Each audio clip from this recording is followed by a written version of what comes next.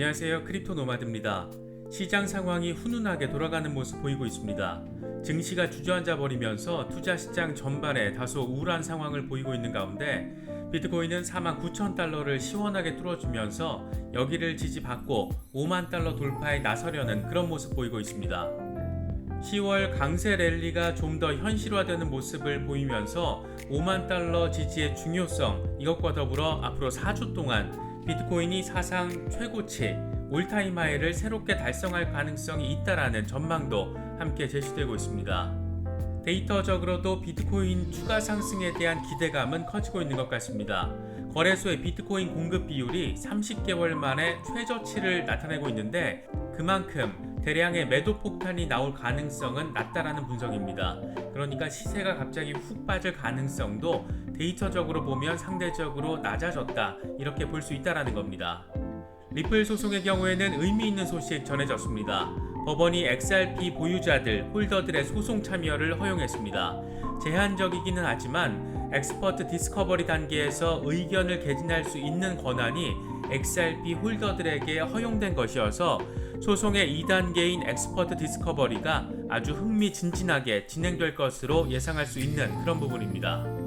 비트코인이 의미 있는 상승 동력 보여주고 있는 그런 상황에서 여러가지 새로운 소식들도 전해졌습니다. 시장을 바라보시는데 또 투자 전략을 짜시는데 조금이나마 도움이 될 수 있으면 좋겠습니다.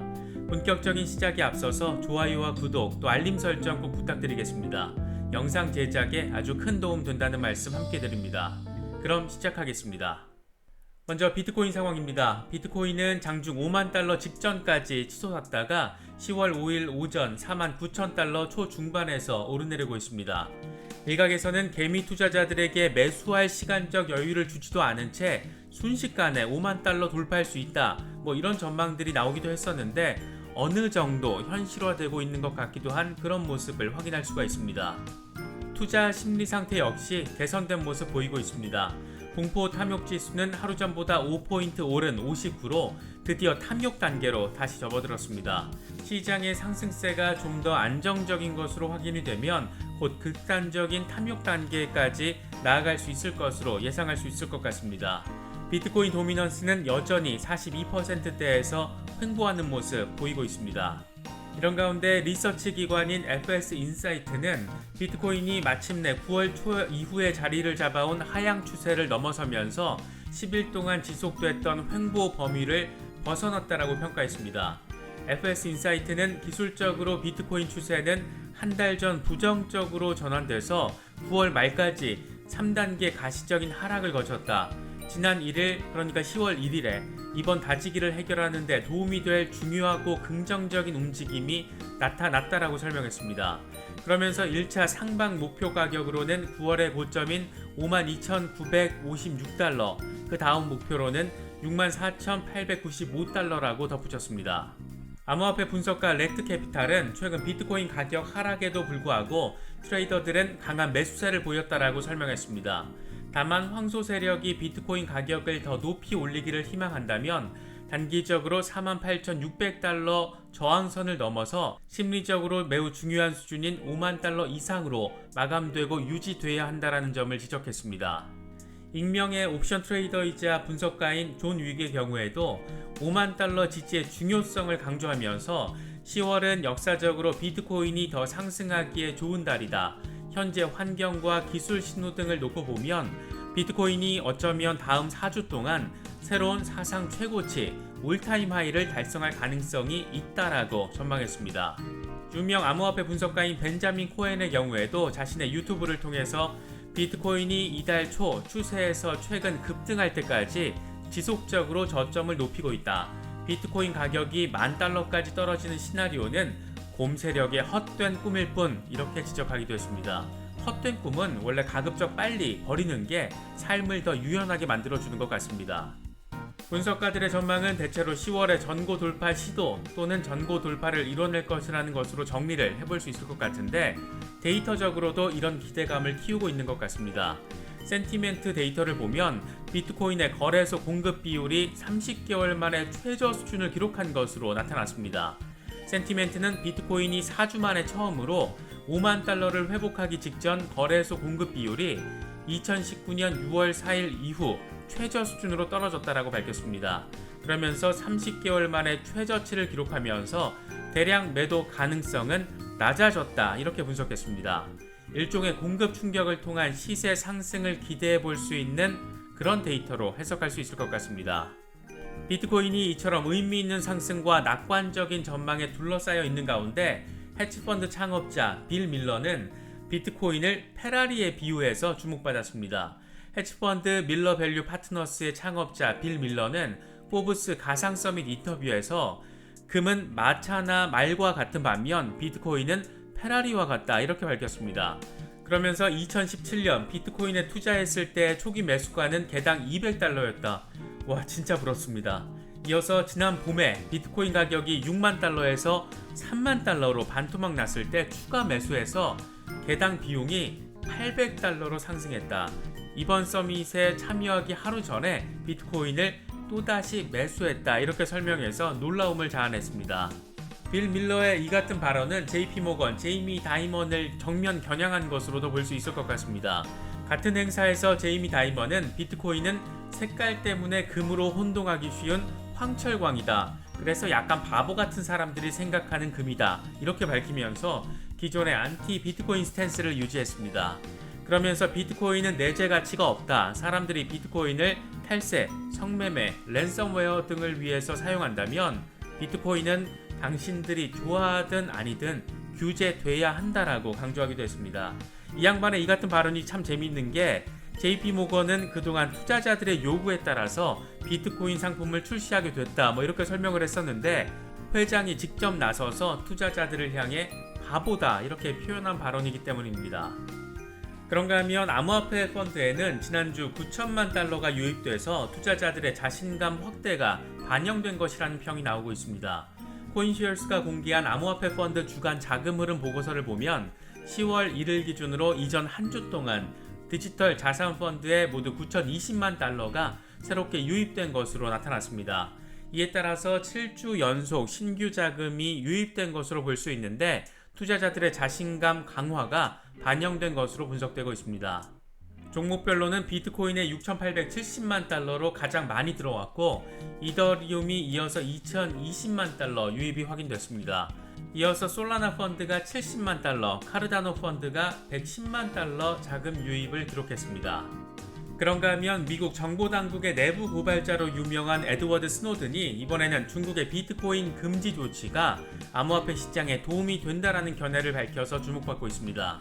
스노든은 자신의 트위터를 통해서 암호화폐에 대한 대중의 이해와 지지를 약화하려는 각국 정부의 시도가 이어지는 동안 비트코인 가격은 10배 이상 올랐다.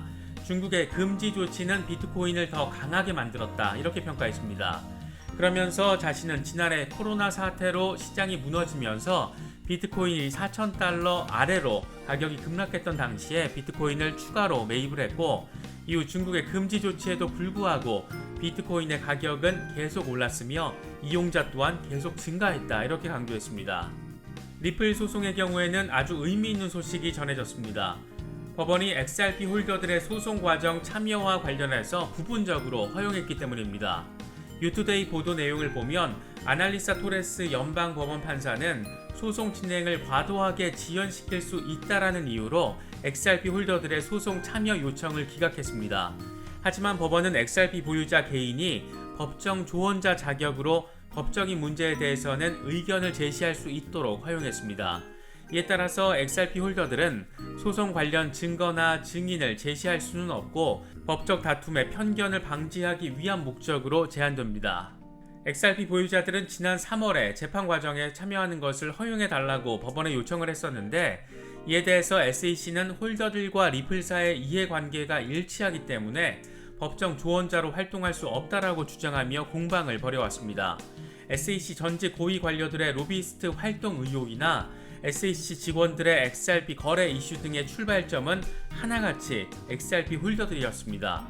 그래서 XRP 홀더 수사대 이런 표현까지 등장했었고 우호적인 여론을 조성하는데 결정적인 역할을 해온 것 이건 부인할 수 없는 사실이라고 볼 수 있을 것 같습니다. 과연 소송 마무리 국면을 향해 가는 지금 시점에서 XRP 홀더들이 법원에서 증언을 할 수 있는 이런 상황이 허용된 것이 어떤 결과로 이어질지 상당히 주목되고 있습니다. 암호화폐 시장에는 훈풍이 불고 있지만 주식 시장은 한파가 몰아치고 있습니다. 이렇다 보니 비트코인의 시가총액이 장중에 페이스북을 넘어서는 일까지 벌어졌습니다. 특히 페이스북의 경우에는 내부 고발자 프랜시스 호건 전 매니저가 CBS와의 인터뷰를 통해서 페이스북의 비윤리성까지 고발하면서 이래저래 이중고 악재가 겹치며 5% 넘게 시세가 빠졌습니다. 인플레이션과 헝다 이슈 이런 것들이 겹치면서 안 그래도 기술주들이 대폭 빠졌는데 페이스북은 자체 이슈까지 더해지면서 한 방 더 먹은 것으로 볼 수 있을 것 같습니다. 현재 비트코인은 시총 기준으로 페이스북과 전체 시총 순위 6위 7위 싸움을 벌이고 있습니다.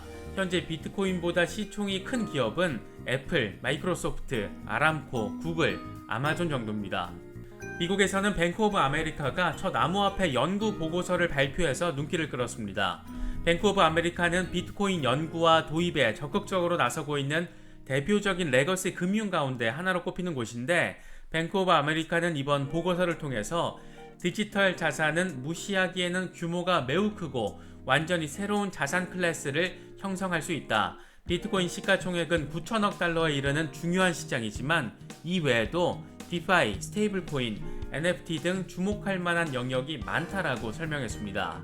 이런 가운데 미국 SEC가 이번에는 스테이블코인 USDC의 발행사 서클을 조사하고 있는 것으로 전해졌습니다. 외신 보도 내용들을 보면 지난 7월 서클은 SEC로부터 이미 소환장을 받은 것으로 전해졌습니다. 서클 측은 현재 뭐 땜시 조사를 받고 있는지 이건 밝히지 않은 채 SEC 조사에 전면 협력하고 있다. 이 정도로만 지금의 상황에 대한 입장 밝힌 상태입니다. 서클은 서클 일드라는 고이자 수익 상품을 출시하고 한 달 뒤에 SEC 소환장을 받은 것으로 볼 수 있는데, 이번에도 결국 SEC는 예치 관련 상품에 대한 제재를 하고 있는 것 아닐까, 이렇게 추측들이 나오고 있습니다. 최근 암호화폐 시장에 진입하는 기관들이 늘고 있는 가운데 특히 아시아 기관들의 진입이 눈에 띄게 증가한 것을 짐작할 수 있는 데이터가 나와서 주목받고 있습니다. 체인얼리시스 보고서를 보면 2020년 7월부터 2021년 6월까지 중앙아시아와 남아시아, 오세아니아에서 암호화폐 거래가 706% 급증한 것으로 나타났습니다.